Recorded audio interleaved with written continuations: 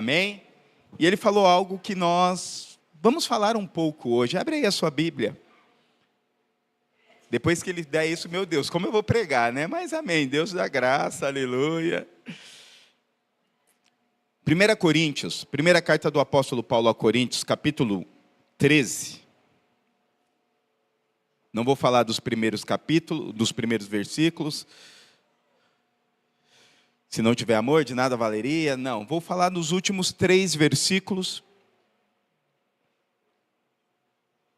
Hoje eu vou diferenciar um pouco. Faz tanto tempo que eu não prego uma pregação temática, falar igual o pastor Rafael, né? Faz tanto tempo que eu não prego uma pregação temática, normalmente expositiva. Hoje eu vou estar falando uma pregação temática. 1 Coríntios capítulo 13, versículo 11 ao versículo 13 diz assim. Primeira carta do apóstolo Paulo à igreja de Coríntios, capítulo 13, versículo 11 em diante, diz assim: quando eu era menino, falava como menino, pensava como menino e raciocinava como menino. Quando me tornei homem, deixei para trás as coisas de menino. Fala assim: quando me tornei homem, deixei para trás as coisas de menino. Assim, não repitam, assim permaneçam agora estas 3 coisas: a fé, a esperança, que o Jonas disse, e o amor. E o maior delas, porém, é o amor. Feche seus olhos por um instante. Obrigado, Jesus, por esta noite. Obrigado por cada vida que está aqui, por cada palavra. Poderíamos sair daqui extremamente edificados com os cânticos, testemunhos, palavras. Mas ainda eu entendo que o Senhor ainda tem mais para nós. Que nesta noite o Senhor possa abrir os nossos corações, que nesta noite o Senhor possa continuar gerando, continuar falando. Nós repreendemos todo o espírito contrário, tudo aquilo que é contrário à tua palavra, tudo aquilo que é contrário à tua vontade. Espírito Santo de Deus, obrigado por esta igreja, obrigado por este povo, por tudo aquilo que o Senhor está fazendo. Senhor, continue fazendo, porque a tua palavra diz: aquele que começou a boa obra é fiel para cumprir. Pai, eu peço perdão pelos meus pecados, meu falar, meu pensar. Senhor Jesus, que o teu reino, o teu poder se manifeste nesta noite, em nome do Senhor Jesus. Amém. Meus irmãos, eu acredito que o maior desafio do cristão e o maior sonho de Deus para o povo de Deus é que o povo dele deixe de ser menino. Não sei quantos anos você tem de cristianismo, eu não sei qual é a sua história cristã, mas o desejo de Deus para você é que você deixe de ser menino. Amém? Em meio a uma geração tão informatizada, uma geração cheia de excessos, porque hoje, infelizmente, tudo é excesso. Estava conversando no discipulado esta semana, nós temos visto, meu irmão, e sexta-feira eu estava ministrando lá na igreja que meu irmão pastoreia, lá no Bola de Neve Arujá, um treinamento de líderes, e estavam falando sobre liderança, e ali nós estávamos num bate-papo, e uma das maiores extremos que nós temos ouvido nestes tempos, que nós precisamos estar atento, que é o quê? O meu primeiro ministério é a minha família. Vou explicar, porque nós precisamos equilibrar esta informação. Eu não estou dizendo, sim, o seu primeiro ministério é a família. Hoje, tenho falado para algumas pessoas, mudei este ano algumas dinâmicas lá em casa, porque nós tínhamos uma dificuldade que meus filhos não queriam ficar em casa. Falei, então eles têm algum problema com a casa. Não era que eles tinham problema com a casa. Desde quando eles nasceram, filho de pastor, uma vida corrida. Uma hora está aqui, segunda está aqui, terça está ali, quarta está ali. E eles pegaram esta agitação. E deste ano nós sentimos que nós precisávamos mudar. Tirar este excesso. E temos investido nisso dentro da nossa casa. Mas o mais que eu tenho visto nesses excessos são pessoas dizendo: o meu primeiro ministério é a família. E aí não tem compromisso com Deus, não tem compromisso com a igreja local, não tem compromisso com o ministério, não tem compromisso com o reino de Deus. Mas, porém, todavia, contudo, a Bíblia também diz: se você não deixar pai e mãe para seguir Jesus, você não é digno do reino de Deus. E aí? Por isso que Deus está nos chamando a tirar os excessos para viver uma vida saudável. Uma geração que hoje, infelizmente, passa por mais de 12 horas consumindo informação. Eles leem, eles ouvem, nós lemos, nós ouvimos mais de 100.000 palavras por dia.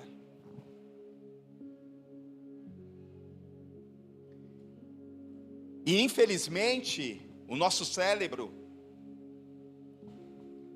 não foi preparado para ter tantas informações.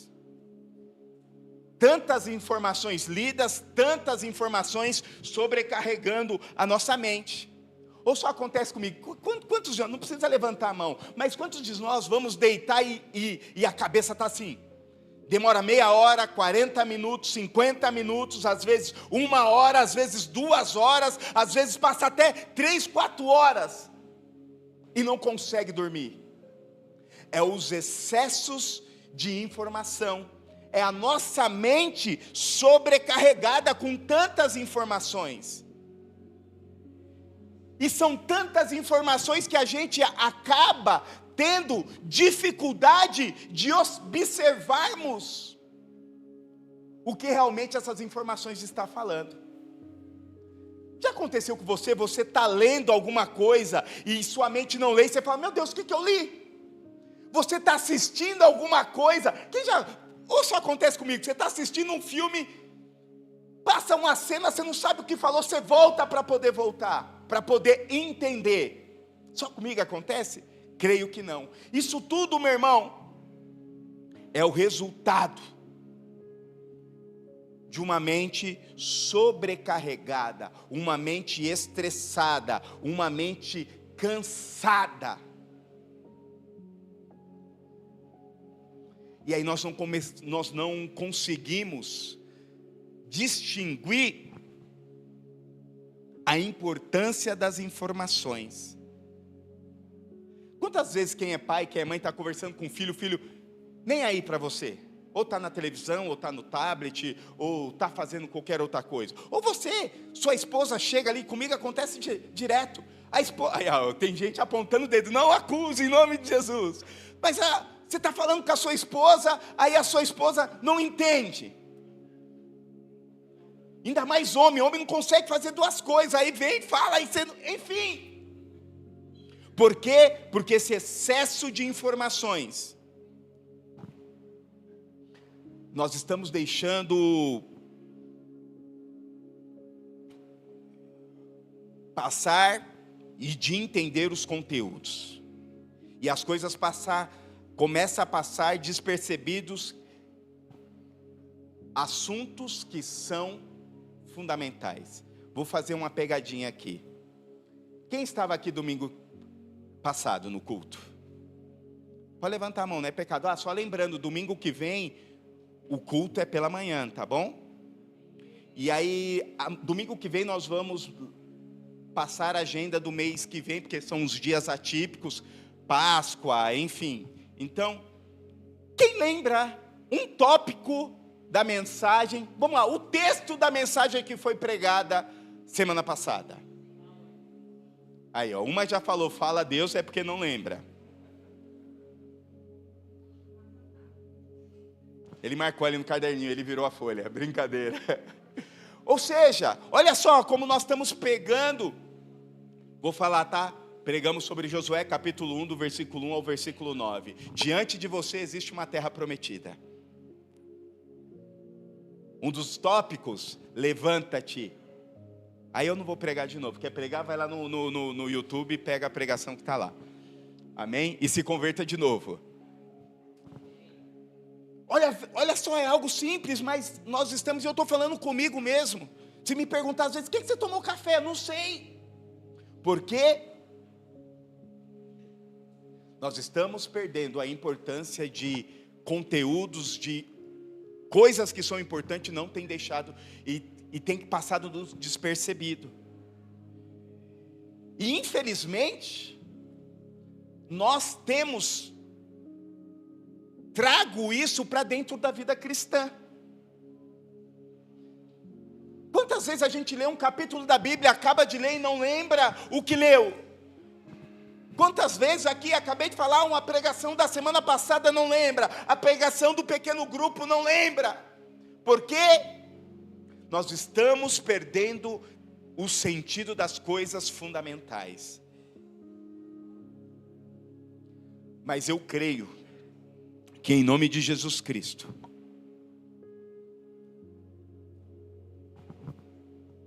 Deus quer trazer luz e avivar e reavivar aquilo que estava perdido. Por mais que nos últimos anos, esses fundamentos têm se enfraquecido. Hoje falar de santidade no púlpito é desafio. Falar de um fundamento bíblico é desafio. Porque tantos evangelhos têm sido pregados, tantas palavras têm sido liberadas.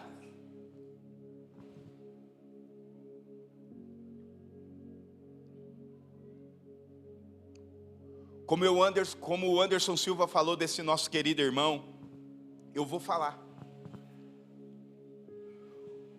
O irmão que é fofinho, o irmão que abraça, é para você que está chegando agora, meu irmão. Você pode ouvir esse evangelho que, se você pegou, se você abraçou, se Deus, Jesus, você deixou ver, é teu.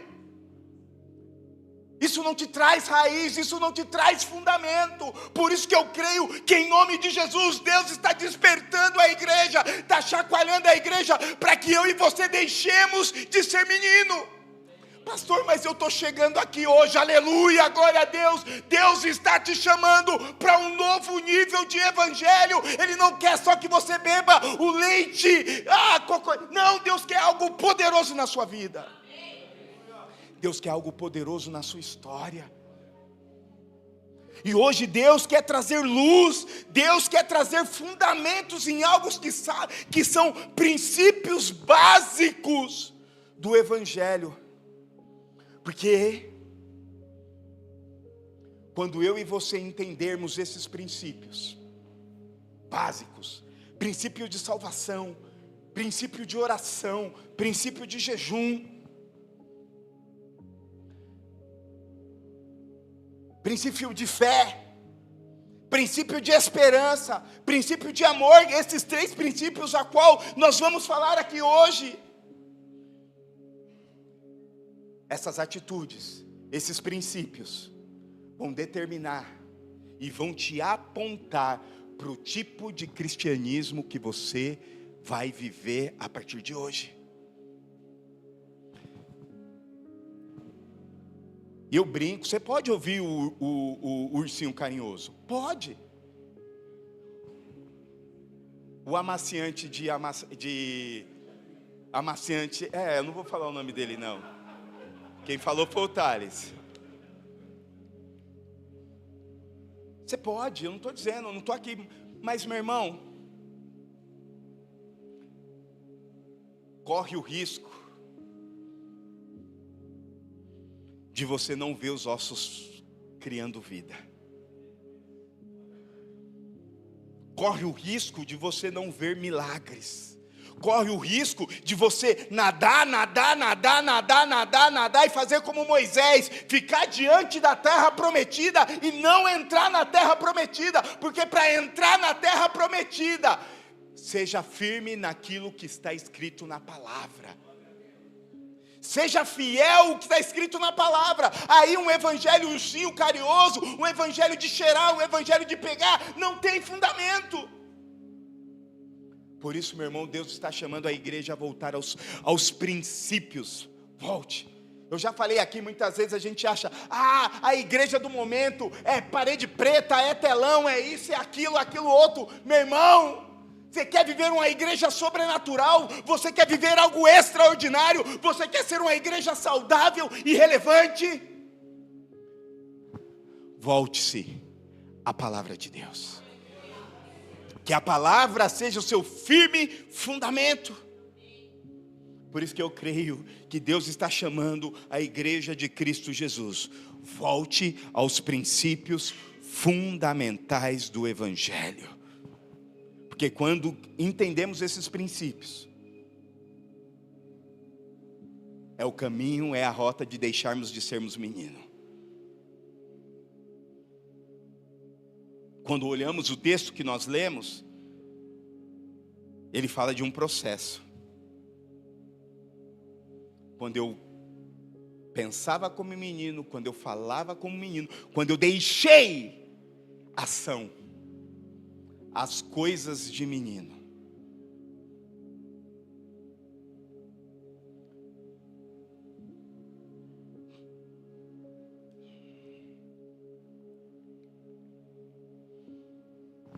O processo para uma maturidade cristã, meu irmão, é compreendermos e desenvolvermos princípios simples do Evangelho. Eu acho interessante essas meninadas que pregam, a maioria eles querem ter a última revelação. Mas a revelação já foi posta. Volta para o Evangelho, abre ali um texto. Por isso que hoje nós gostamos mais e aprendemos com um grande mestre nosso, né, pastor Rafa? O Hernandes Dias Lopes diz, é a visão dele, tá? Que a maneira mais simples e mais prática de fazer um sermão e expor é uma pregação expositiva. Abre ali um texto, leia o texto, explica o texto, não foge do texto.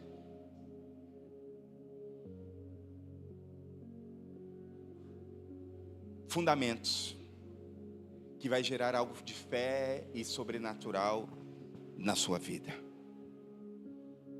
E qual é o primeiro princípio que Paulo fala para a igreja de Coríntios? A fé. Como diz no versículo, assim permaneça agora estas três coisas. A fé. A fé, segundo Hebreus capítulo 3, segundo Hebreus capítulo 11, do versículo 1 ao versículo 3, diz o quê? Ora, a fé é a certeza daquilo que esperamos, e a prova das coisas que não vemos, pois por meio dela, os que antigamente receberam bom testemunho.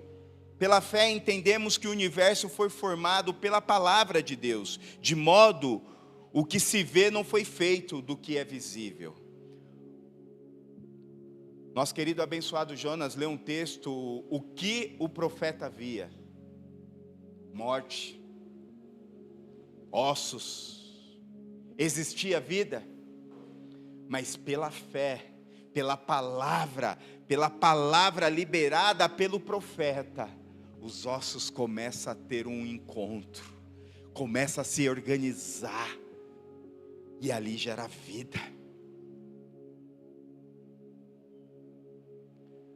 A fé, meu irmão, sem fé, como está escrito em Hebreus capítulo 11, versículo 6. Sem fé é impossível agradar a Deus. Porque aqueles que se aproximam de Deus precisam crer que Ele existe e recompensa. E que Ele existe e que recompensa aqueles que o buscam. Como foi dito, a sua fé, a sua oração, o seu clamor vai ser recompensado, não é uma moeda de troca, Mas hoje Deus quer ativar a sua fé para você entrar nesta maturidade do Espírito Santo. Hoje Deus quer ativar a sua fé para que as coisas de Deus aconteçam na sua vida. Hoje Deus quer ativar a sua fé para que você mude o diagnóstico da sua casa, o diagnóstico da sua família. Talvez a sua família está um vale de osso seco. Talvez a sua vida espiritual hoje está um vale de osso seco. Começa declarando e profetizando vida sobre o vale de osso seco.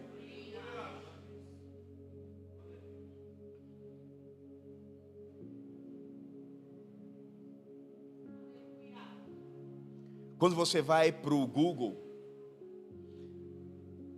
diz que a fé é a adesão da forma incondicional a uma hipótese que a pessoa passa a considerar uma verdade sem qualquer tipo de prova ou critério objetivo, verificação. Pela absoluta confiança que deposita nesta ideia ou fonte de transmissão, a fé acompanha a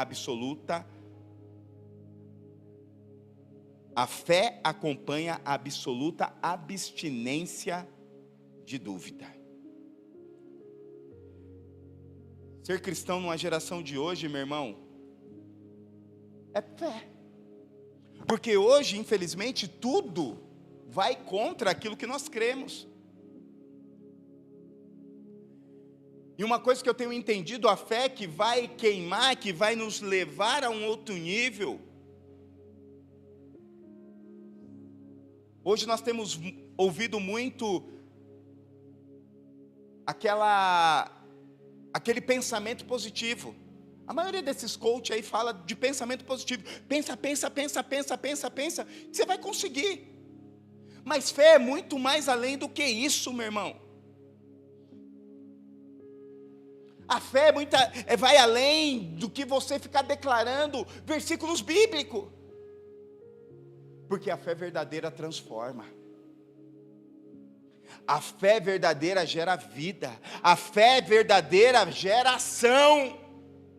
A fé verdadeira é ativa, meu irmão. Por isso que o Espírito Santo está nos impulsionando a dizer: ei, é tempo de ativar a sua fé.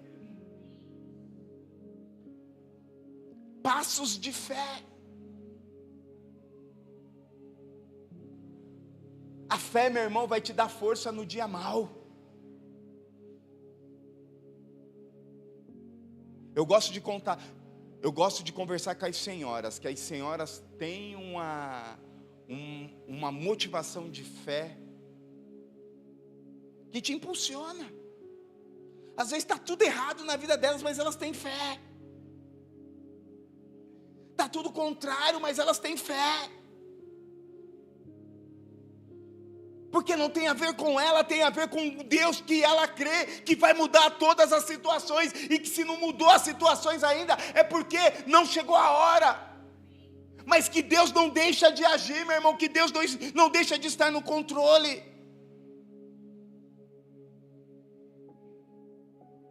A fé é algo indispensável, meu irmão, para se relacionarmos com Deus. A fé vai te fazer se tornar mais forte.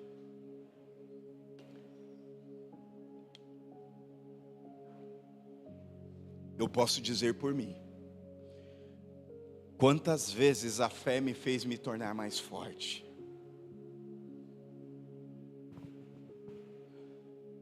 Eu vejo essas meninas, que exemplo de fé. Por mesmo, uma coisa que eu gostei da Tabata, que é vida na vida, é vida, ela não está dizendo, né, é vida, mas mesmo assim, dela só de estar aqui, ela crê que Deus está no controle.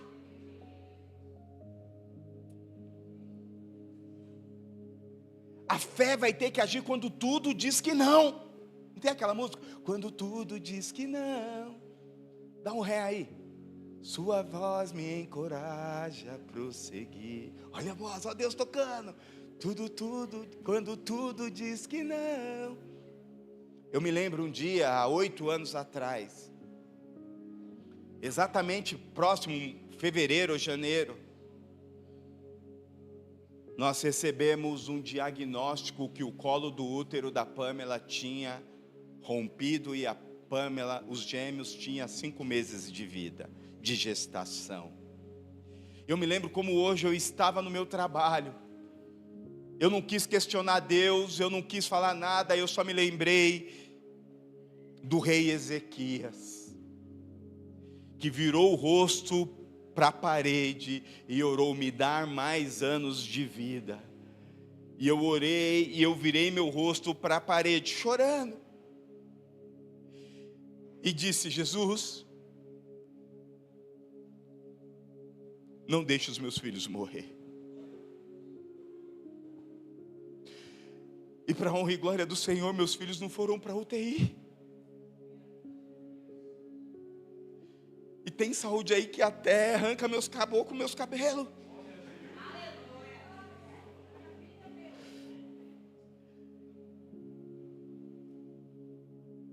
Eu não vi o céu se abrir. Ninguém veio, revelou nada para mim. Eu só parei, chorei e falei: Deus, não deixa meus filhos morrerem. Testemunho. E eu lembro eles diariamente. Pergunta para o bem, você ficou sem respirar? Ele sabe. Ele ficou sem respirar no momento que nasceu. Da mesma maneira, um dia antes de eu fazer uma viagem, minha mãe chegou com a notícia: estou com câncer.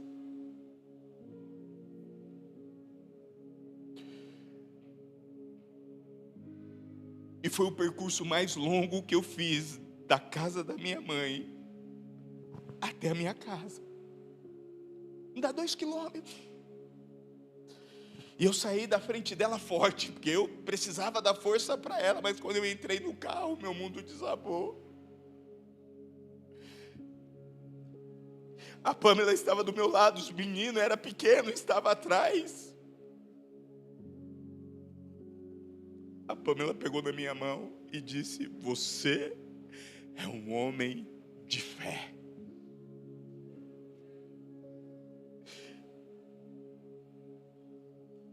Eu falei: Jesus, por que tudo isso?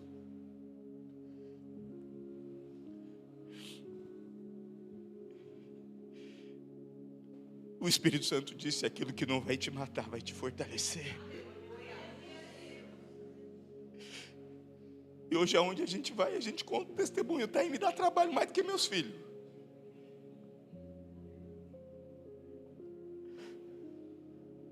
Mas Deus curou, é um milagre.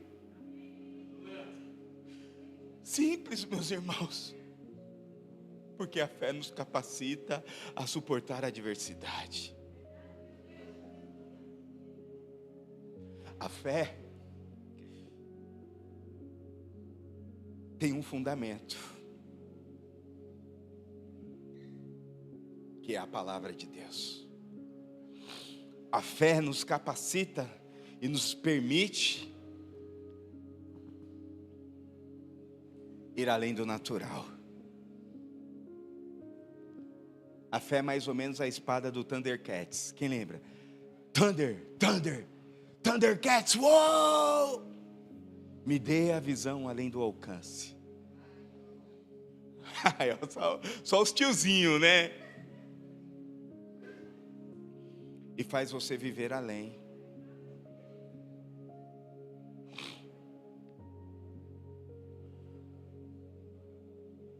O comentário bíblico de King James diz que a fé é a substância das coisas pela qual nós esperamos.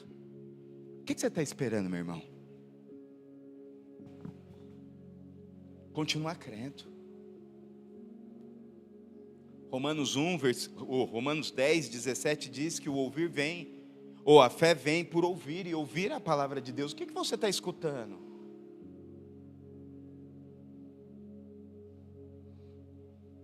Quantos espias foram espiar a terra prometida? 12.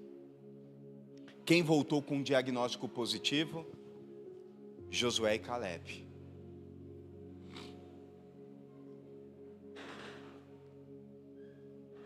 Para de ouvir a multidão. Às vezes a gente fala, a multidão é a voz de Deus. É nada. Às vezes a multidão vai matar a sua fé. Alimente a sua fé. Alimente a sua fé. Ouça a palavra de Deus. Meu irmão, tire um tempo para ter com a palavra de Deus. Se você não lê, escuta, assiste, mas se relacione com a palavra de Deus, porque quando você ouve a palavra de Deus, a sua fé vai ser alimentada, e no dia mau, a palavra de Deus vai brotar e vai te dar vida. O profeta creu. Vamos lá, vamos fazer analogia. A exegese do texto que o Jonas leu, o profeta automaticamente creu? Não, porque ele disse, o que você vê? Só ossos. Manda aí que os ossos, pela tua palavra, e ele profetizou pela palavra de Deus. Mesma coisa Pedro. Jesus chega diante dele e fala, ei, joga a rede, mas eu passei a noite inteira pescando. Joga a rede. Aí Pedrão fala, meu Deus, o cara é carpinteiro. Isso está escrito no Evangelho segundo Beto, capítulo 13, versículo 31.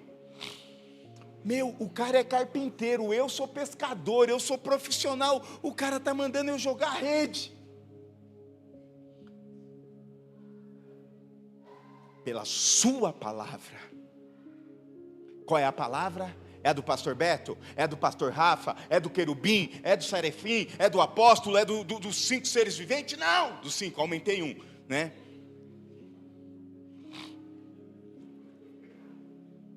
É a palavra de Deus que vai te dar o fundamento para você viver uma vida de fé. Porque o que Gálatas diz, ou que 2 Coríntios diz, capítulo 5, versículo 7. Porque a partir do momento que você anda no trilho do Evangelho, a partir do momento que você tem uma vida com Cristo Jesus, você não vive mais pela fé. Você não vive mais pelo que você vê, você vive pela fé. Tudo pode estar parecendo contrário, mas permaneça firme, que Deus vai fazer algo sobrenatural. O Evangelho, meu irmão, eu tenho brincado, é tiro, porrada e bomba, é luta toda hora. Não é melzinho na chupeta. O Jesus nos ensina, no mundo tereis aflições, mas tende bom ânimo. 1 Coríntios capítulo 16, versículo 13 diz, estejam vigilantes, mantenham-se firmes na fé, sejam homens de coragem, sejam fortes.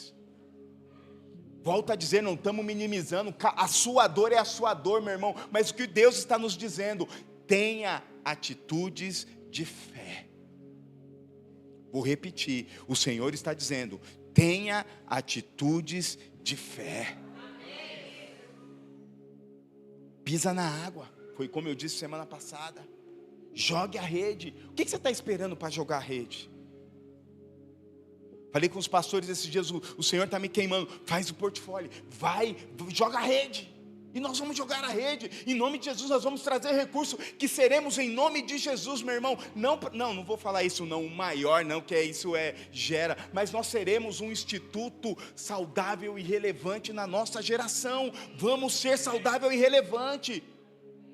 Quer um exemplo que nós já somos relevantes? Qual a igreja da região que tem inclusão para famílias atípicas?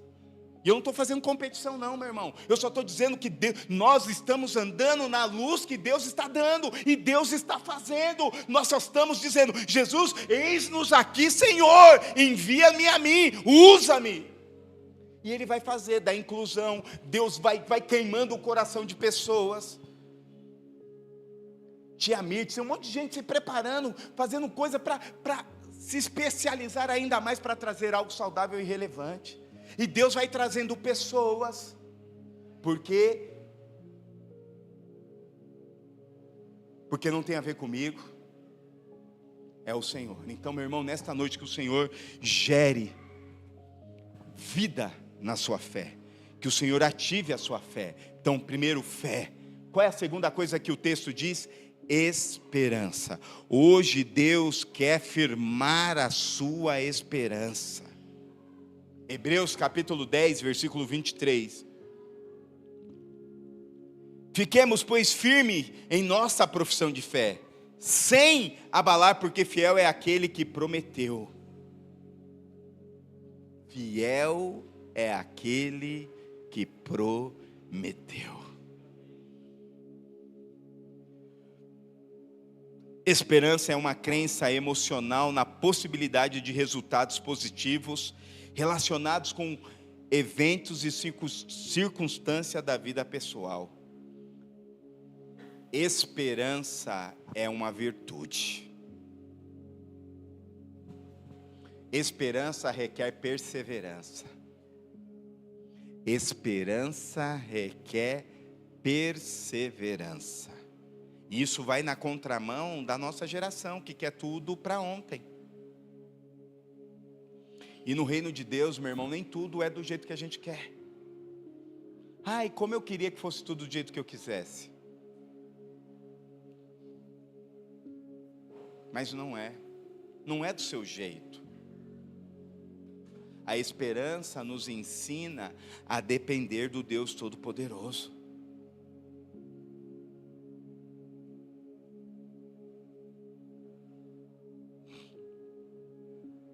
E lembra do excesso de informação que eu disse? Lembra do eu na frente de tudo? Eu quero, eu quero, eu quero.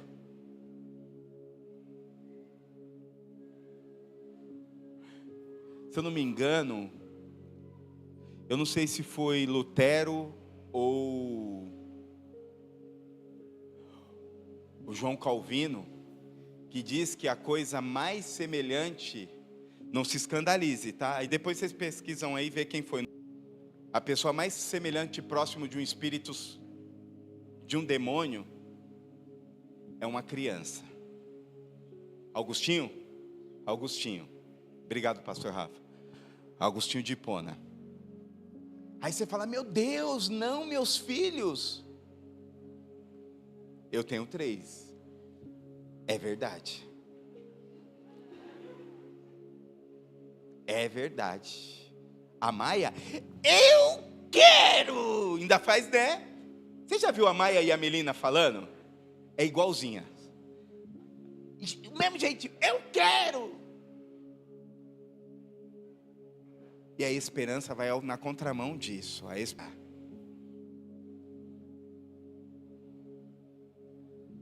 A prova está doendo, Senhor. Tem uma música muito antiga. A prova está doendo, Senhor. Ela me faz chorar. Eu lembro um dia eu estava indo, eu e uma galera procurando serviço na Lapa. Eu sentei na 12 de outubro e comecei a cantar essa música. Na época de entregar currículo ainda, né? A prova está doendo. É você perseverar no dia mau. É tudo estar contrário, você continuar com a esperança, que não tem a ver com você. Tem a ver o que o texto diz que nós acabamos de ler. De Hebreus capítulo 10, versículo 23, a parte B. Porque fiel é aquele que prometeu. Ei. Fiel é aquele que te prometeu. Fiel é aquele que te prometeu.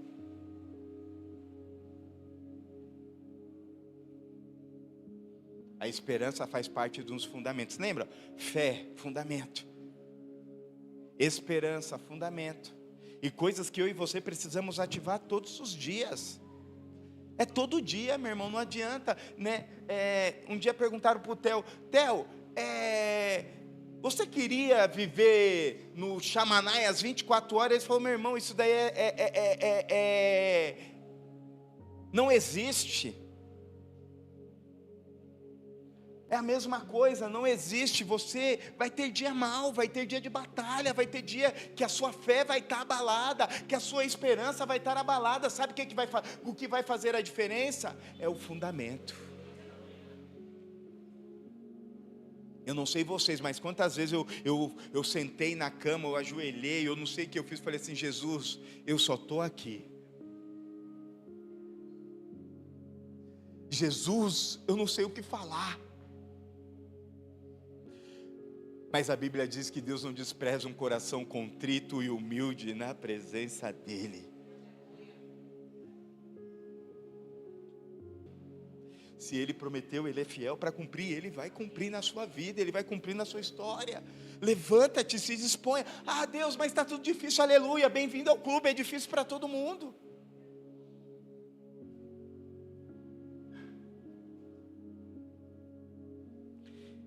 Sabe uma coisa que eu tenho visto muito na geração de hoje?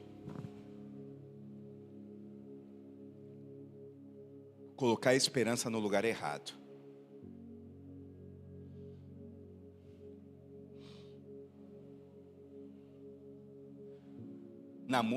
Primeiro que namoro não existe, né? Mas vou trazer aqui, namoro evangelístico. Eu só vi um namoro evangelístico dar certo ainda mais ou menos, né, pastor Rafa? Mais ou menos. Não existe namoro evangelístico. Ah, não, eu já vi isso, viu? Não, quando casar muda. Não muda. Porque sabe qual a única coisa?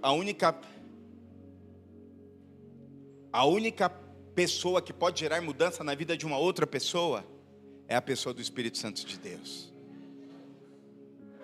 Por isso que nós devemos ter a esperança no lugar correto. A esperança deste mundo às vezes está no dinheiro. A esperança deste mundo talvez na fama. Na esperança deste mundo às vezes está nos likes. Lugar errado.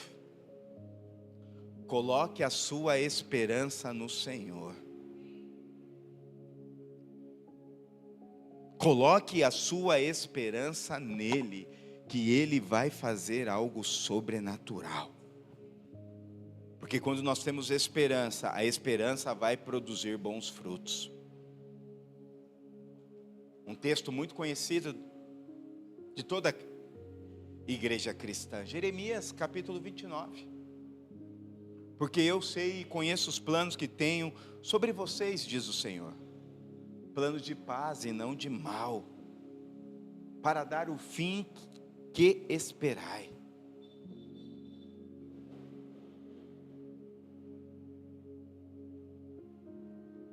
Salmo 42 tem uma música da Tamires, né? Espere em Deus.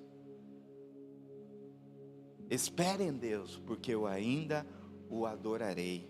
Salmo 42, 11, porque você está assim tão triste, ó minha alma, porque está assim tão perturbada dentro de mim. Põe a sua esperança em Deus, pois ainda louvarei. Ele é o meu Salvador, Ele é o meu Senhor. A Bíblia diz que uns homens colocam a sua fé em cavalos, outros em carruagens. Mas eu te convido a colocar a fé no Senhor Deus Todo-Poderoso.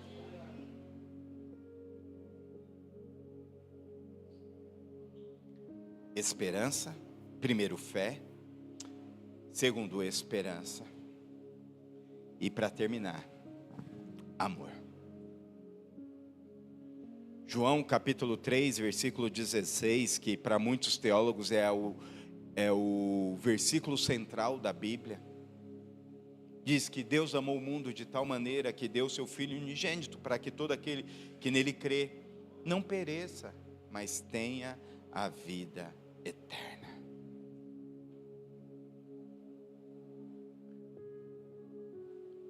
Em Mateus capítulo 22, versículo 37 e 39, Jesus ensinando seus discípulos diz assim: ama o Senhor teu Deus de todo o teu coração, de toda a tua alma, de todo o teu entendimento. Este é o primeiro e maior mandamento. E o segundo é semelhante a este: ame o seu próximo como a ti mesmo. Amor é mais do que sentimento. Amor é uma certeza. É uma decisão. Por isso que Jesus se sacrificou por mim, por você, por uma decisão, para que eu e você vivêssemos o reino de Deus. E uma geração tão egocêntrica, é eu e os meus primeiros, e está indo na contramão do Evangelho. O Evangelho está nos ensinando, sabe qual é o princípio do Evangelho? É colocar o próximo acima dos nossos próprios interesses. É ser canal de bênção, meu irmão. É o ID. O amor é cumprir o ID do Senhor. O amor é uma decisão. Tem pessoas que é difícil amar. Você não sabe como é difícil amar o Marcelo, mas eu amo. Só eu e a Tainara que entende isso, né, Tainara? Mas é difícil. Me manda 1.500 mensagens E teve dia que ele de meia-noite me ligando. Ele falou: pastor, depois que você falou no púlpito, eu não te ligo mais meia-noite. Falei: aleluia, vou estar dormindo. O Jonas, meu Deus, só a Bia, nem eu mais amo o Jonas, a Bia, aleluia. Mas faz parte do reino de Deus, meu irmão. Não existe amor igual ao amor de Deus. E é só por intermédio do amor de Jesus Cristo que podemos nos ser transformados e transformar o próximo. Você vê muita gente fazendo ação social, aleluia, é bênção. Vai matar a fome, vai isso. Mas se você não tiver Jesus para levar, meu irmão, você só vai matar a fome. E Jesus não quer que a gente só mate a fome. Jesus quer que a gente dê uma...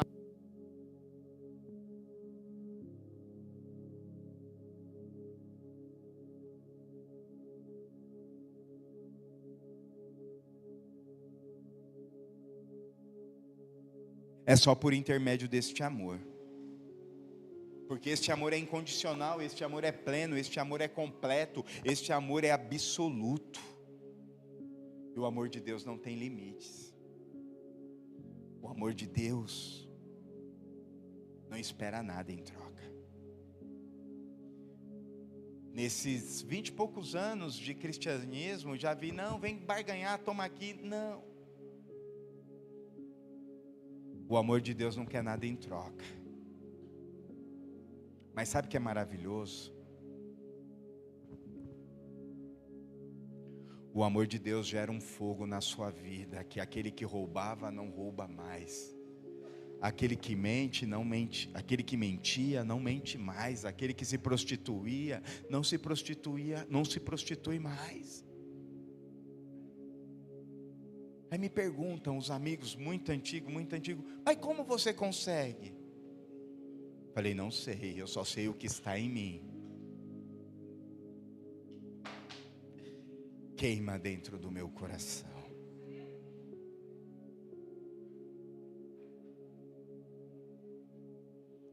Por quê? Porque o amor de Deus é uma virtude do céu.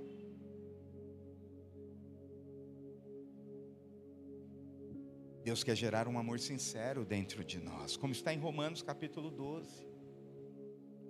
O amor deve ser sincero.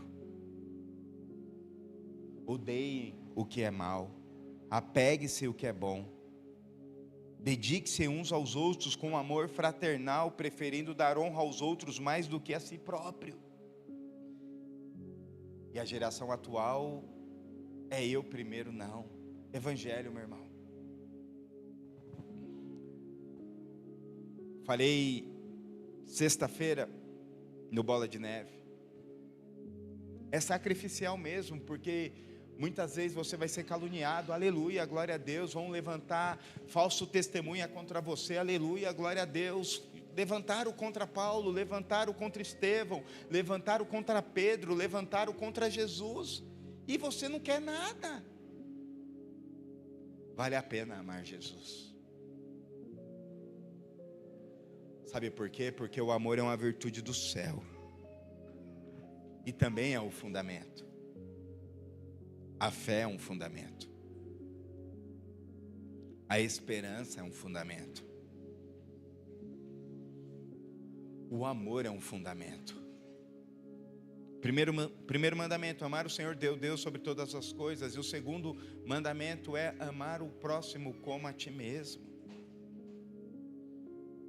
Li um texto em Romanos dizendo que o nosso amor deve ser sincero, fraternal, preferindo dar aos outros mais do que a si próprio.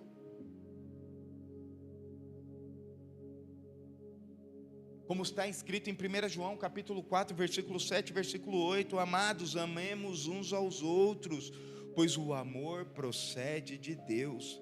Aquele que ama é nascido de Deus e conhece a Deus. Quem não ama, não conhece a Deus, porque Deus é amor. 1 Coríntios capítulo 5, versículos 3, porque nisso consiste o amor de Deus. obedecer os seus mandamentos. E os seus mandamentos não são pesados.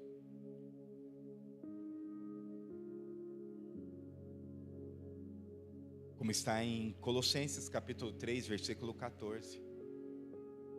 Acima de tudo, porém, revistem-se do amor, que é o elo perfeito.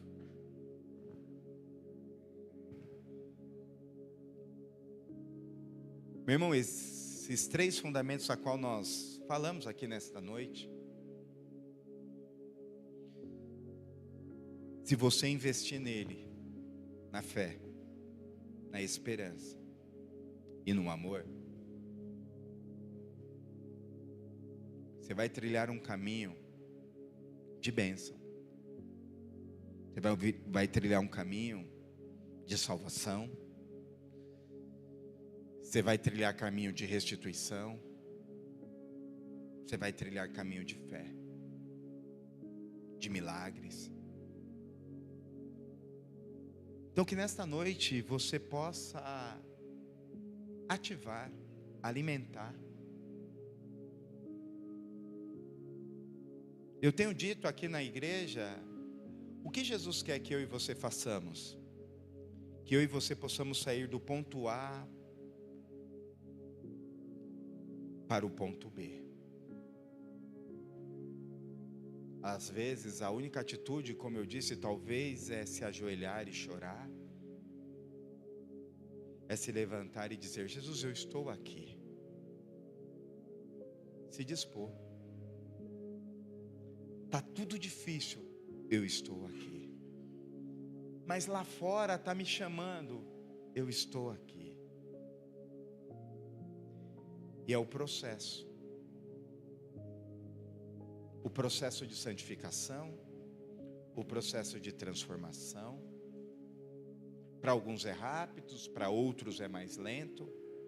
A única coisa que eu digo para todo mundo: só não queira enganar a Deus.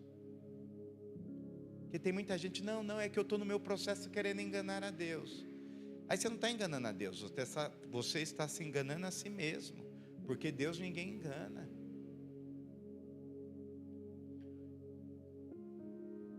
Então Deus está te chamando para um processo de deixar de ser menino. E dói, meu irmão. Dói. Mas vale a pena. Vale a pena. Vale a pena. Você se tornar base para alguém. Minha filha, tive uma experiência ali no comecinho, né, tia Mirtz? Eu e a tia Mirtz saiu chorando. Ela estava fazendo como que chama, tia? A vivência da inclusão, tampar os olhinhos dela. E ela estava aqui agoniada, que não estava conseguindo, a mãe dela falando com ela, ela não conseguia enxergar. E ela saiu brava, né, tia Mirtz? E ela chegou ali e ouviu a minha voz. Ela falou: meu pai. Aí a tia Mirtz disse: você se acalmou mais que ouviu a voz do seu pai? Me acalmei mais ainda, eu estou meio... Porque a bicha é 220, né? Eu estou aceleradinha ainda, tia Mirtz. Aí a tia Mirtz falou assim: seu pai vai falar e você vai na direção do seu pai. Eu falei: Maia, só falei isso. E ela veio na minha direção e abraçou as minhas pernas. Falou: papai, papai. É se tornar base. Vale a pena alimentar a fé. Porque não tem a ver conosco, tem a ver com a próxima geração. Vale a pena alimentar a esperança de ver o meu filho em um patamar que eu não vou viver. Não um patamar um patamar de fé. Eu e a Pamela falamos para eles: você é homem de fé, cara. Esses dias eu conversando com o Ben, eu falei: Ben, você sabe, você é um milagre, cara.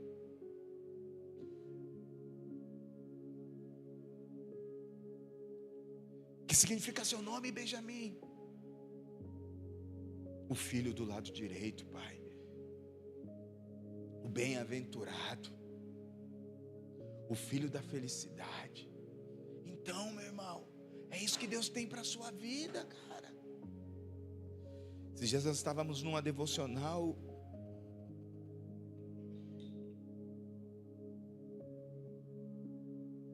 Eu tento ler um versículo para as crianças, não consigo.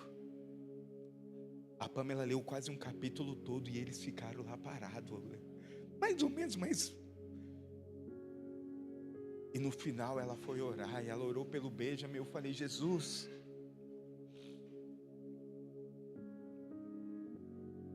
é para a próxima geração. No dia mal Deus vai te levantar. No dia mal Ele vai te dar uma injeção de esperança. No dia mal você vai amar e ser amado.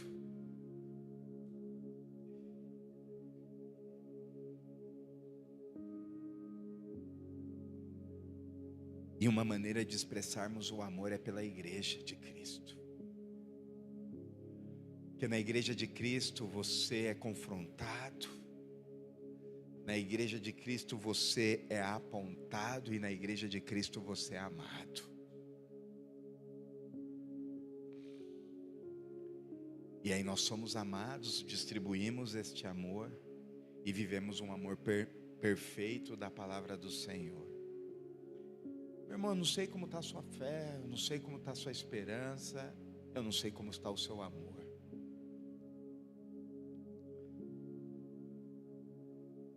Mas o Deus Todo-Poderoso está aqui.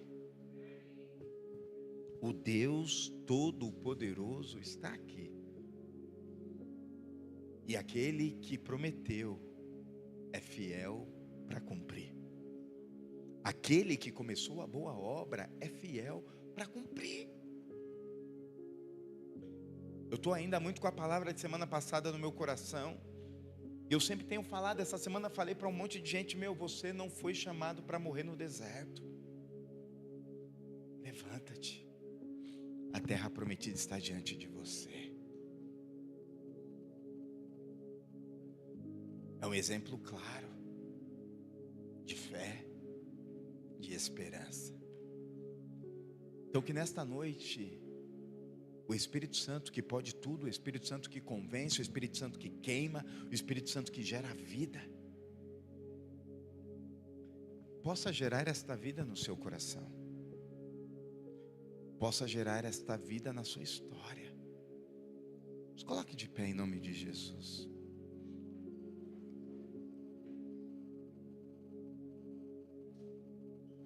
Feche os seus olhos, meu irmão.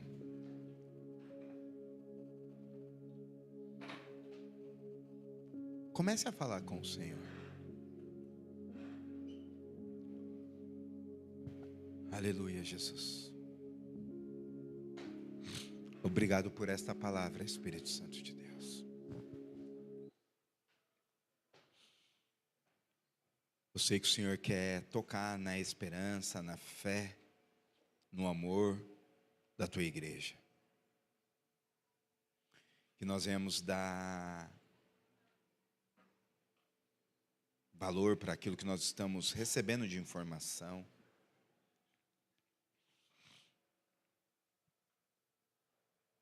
Jesus, toca agora nesta noite. Comece a falar com o Senhor. Não dependa de uma canção, não dependa de instrumentos. O véu já foi rasgado, você tem livre acesso